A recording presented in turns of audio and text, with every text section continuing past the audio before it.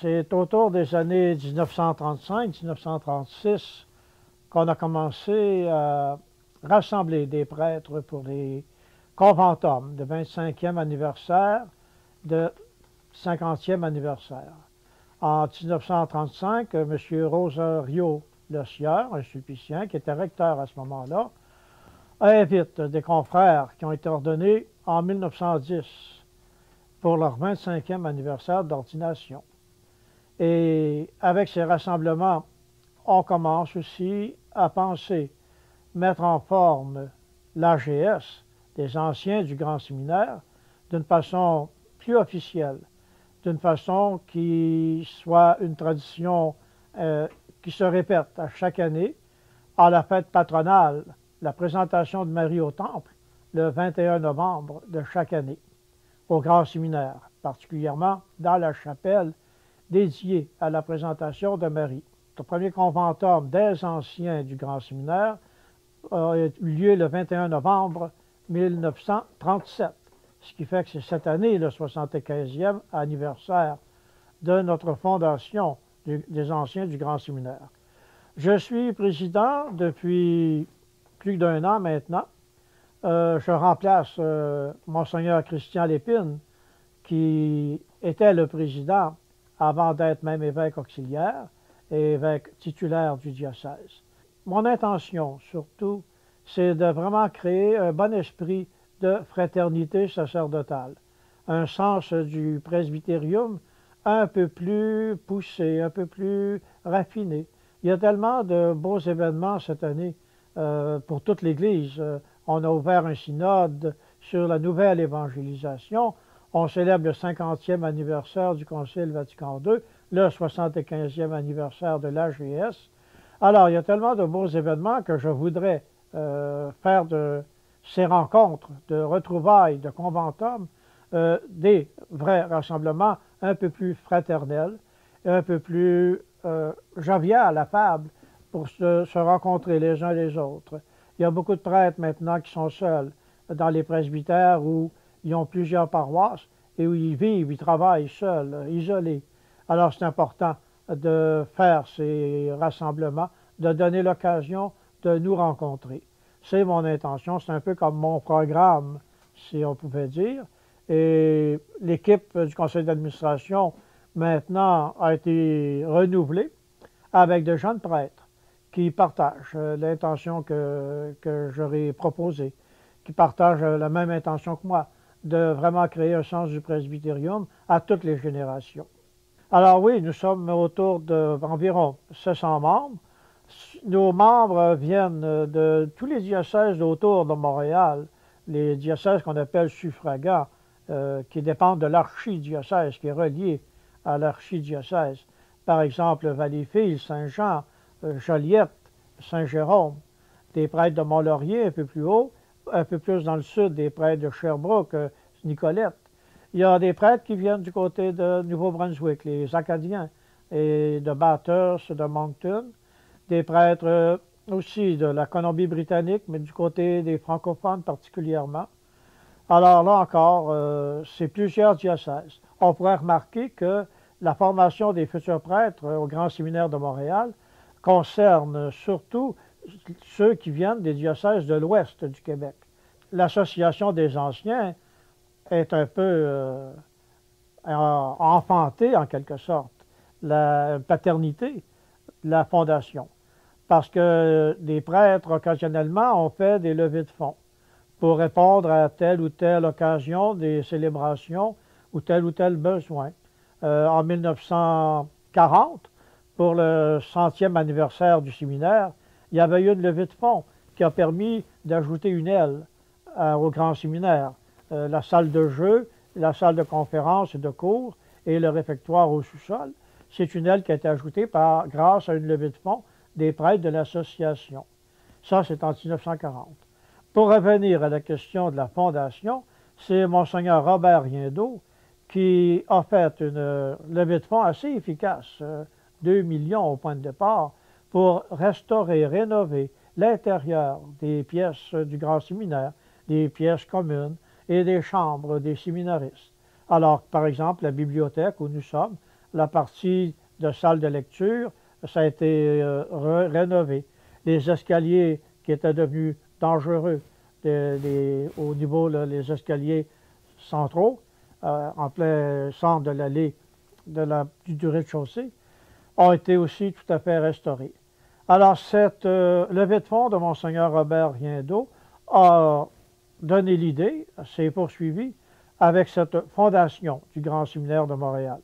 Et maintenant, la fondation, en quelque sorte, vole de ses propres ailes avec son efficacité et avec justement ce coussin financier important pour l'avenir du Grand Séminaire, pour l'avenir de la formation des futurs prêtres.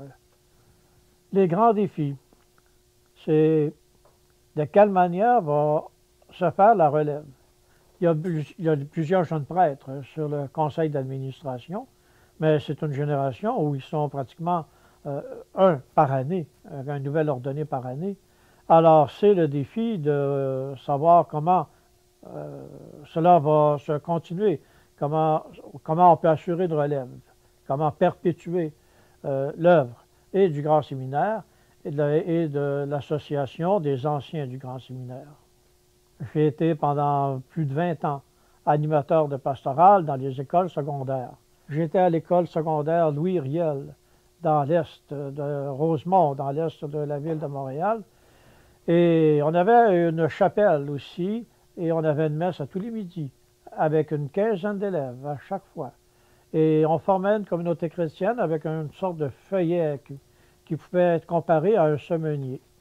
Et les jeunes ont beaucoup de valeurs, même si ils ne se réfèrent pas directement à l'institution religieuse, ni à l'Évangile même. Mais des valeurs de partage, des paniers de Noël, c'était une activité des plus importantes dans l'année et avec un gros succès du côté de l'école Louis Riel. Et toutes les valeurs aussi de tolérance, de respect de l'autre. J'ai reçu souvent des formations particulières pendant les journées pédagogiques, pendant des temps de vacances, des formations particulières, les questions d'homophobie, de prévention du suicide, d'intervention post-traumatique et de tous les événements qui peuvent survenir dans une école secondaire. Et en fin de compte, devant tel ou tel problème, je constatais que les élèves étaient capables de beaucoup de compassion et de beaucoup de tolérance, de beaucoup de respect mutuel.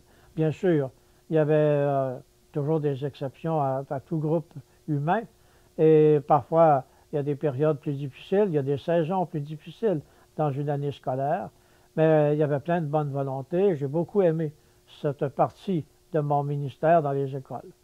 En paroisse, le curé devient le premier responsable de la vie des baptisés sur le territoire paroissial. Et ce sont des adultes avec qui on fait affaire.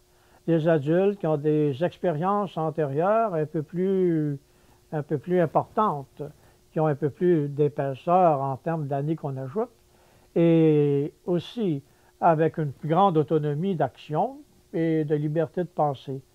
Alors le rôle du prêtre, du pasteur, parmi des adultes de paroisse, n'avait pas le même sens que dans une école secondaire avec des adolescents. C'est des nouveaux défis. J'aime beaucoup aussi les défis de la vie paroissiale. J'aime beaucoup les gens que nous rencontrons et le dimanche et aux messes de semaine, avec des personnes impliquées, vraiment engagées sur les œuvres de charité, sur des œuvres d'entraide, de collaboration, des œuvres de catéchèse aussi, auprès des enfants, surtout que maintenant, il n'y a plus rien qui est assuré dans les écoles, dans cette formation de catéchétique.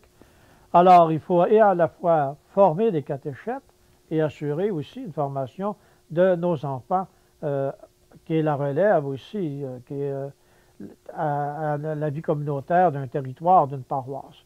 Alors, c'est quand même deux perspectives différentes et complémentaires, mais j'ai pris une bonne expérience du côté des écoles et du côté paroissial depuis que j'y suis passé, ça veut dire près de maintenant une dizaine d'années. Je maintiens le cap. J'aime beaucoup faire des rencontres au niveau à caractère catéchétique, l'évangélisation des adultes, des cheminements, de l'accompagnement spirituel. Alors voilà ce que je fais comme ministère, et du côté, ce qui a été fait du côté scolaire, et ce que je fais actuellement du côté paroissial. On est entré dans les fêtes du 50e anniversaire du Concile Vatican II. Si je regarde les textes au sujet de l'apostolat des laïcs, en 1962, entre 62 et 65, quand ça a été débattu à l'Assemblée conciliaire avec les 2500 et plus évêques, et c'était l'Action catholique qui était la référence. C'était l'implication des laïcs dans le monde ouvrier, dans le monde syndical, dans la société civile. Et avec la réforme de la liturgie, avec tout l'intérêt, toutes les énergies qui ont été concentrées sur la liturgie, les laïcs sont passés du côté de la sacristie de plus en plus. Et de plus en plus, ce sont des laïcs qui s'occupent de la liturgie. Mais on a perdu peut-être ce filon de doctrine sociale de l'Église, de présence de l'Évangile dans le milieu ouvrier.